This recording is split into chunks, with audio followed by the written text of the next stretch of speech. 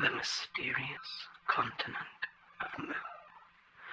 One of the lost continents of the ancient world, Mu was buried under layers and layers of molten, metamorphic rock, sunk forever under the depths of the Pacific Ocean. We thought lost the wonders that this landmass once presented to the world.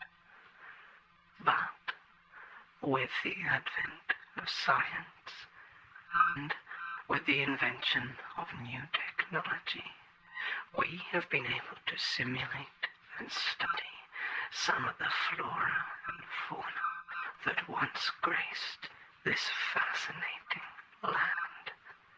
First, we have the interesting suk fish, a multicellular life form that uses its cylindrical shape to propel itself through water and to recycle dust found in the old glass at the bottom of the sea.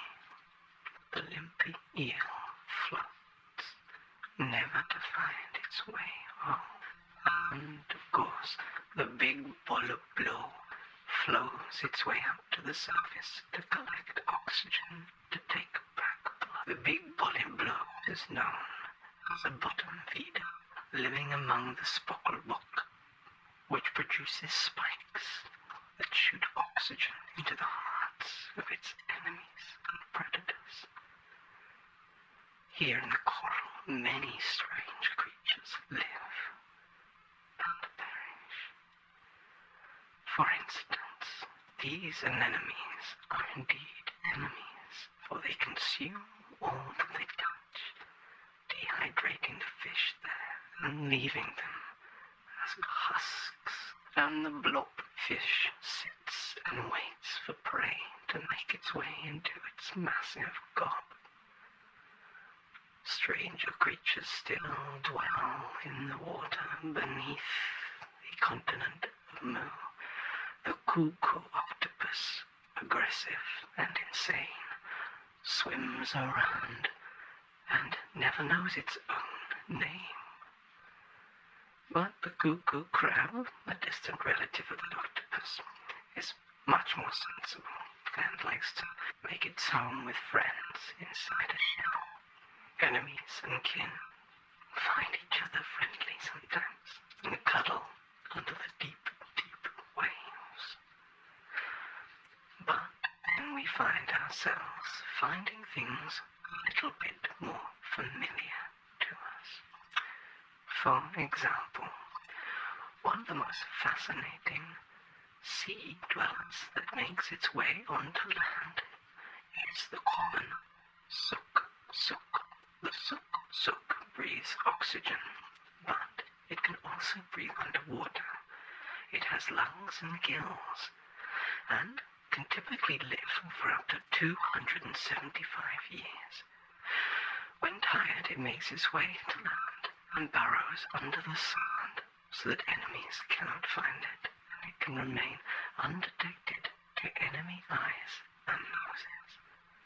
Its funny ears are just for display to make people feel a bit more comfortable with it, as it's a very shallow and insecure creature that requires an awful lot of personal attention. The suk is known for being swamp-dwelling, and Mu was home to many swamps. But these swamps were also home to many other creatures. Some of the denizens of Mu included crystalline shards that breathed air. They were alive just like you and I. But we move on to now some strange creatures indeed, who called Mu their home and perhaps still do. Lizards who could speak pretty good Portuguese. Surprising, I know, but this was what Mu was like, a land of wonders. Portuguese-speaking lizards who lived by tiny trees and made their homes on rocks. Similarly, One of the large lizards could also speak very good Welsh and some Gaelic, though they never really got along with the Tyrannosaurus Rex who lived there. He was very grumpy. The long-necked dinosaurs used to hang around water areas and tended to converse with the birds, who also hung around in the trees. They'd splash about and make a lot of noise, so I don't really want to talk about them right now because they kind of aggravate me. Onto the humble was a type of mouse who just ate dirt and sometimes hung around with foxes on rocks, who would relax and look around as if nothing was really going on, but there wasn't really much anyway, so they just found themselves, to be typically quite bored. And the boo-boo bear, a big boo-boo bear, used to make its home in the caves with other boo-boo bears and just hang around and cause petty crime with odd-drugs and anteaters, who were typically very antisocial animals.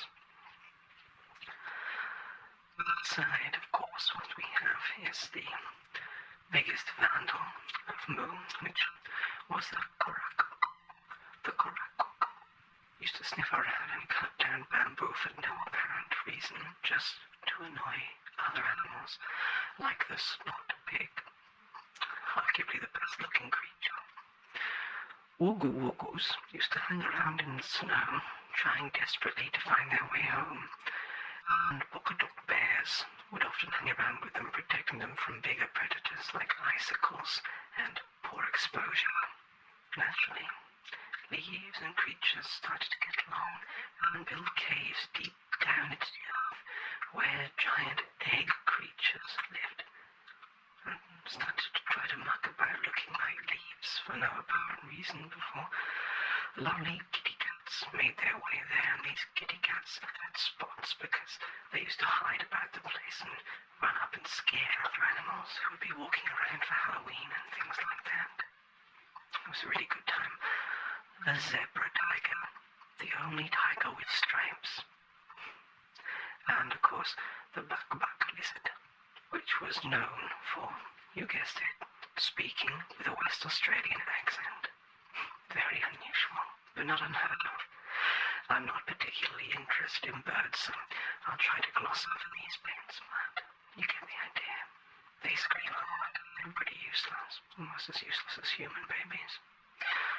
The hooka-wooka wolf, a very humble creature that would pick up its own young in its mouth to carry it very short distances before going to the bank. The bank was, of course, run by sloths who would just walk about the trees mostly all day, not particularly doing anything for anyone apart from being lazy, hence their name, sloth. Yeah, they're the same everywhere, you see. But Mu is home to some wonderful creations. Less the sloth, more let's talk about the spotted tail.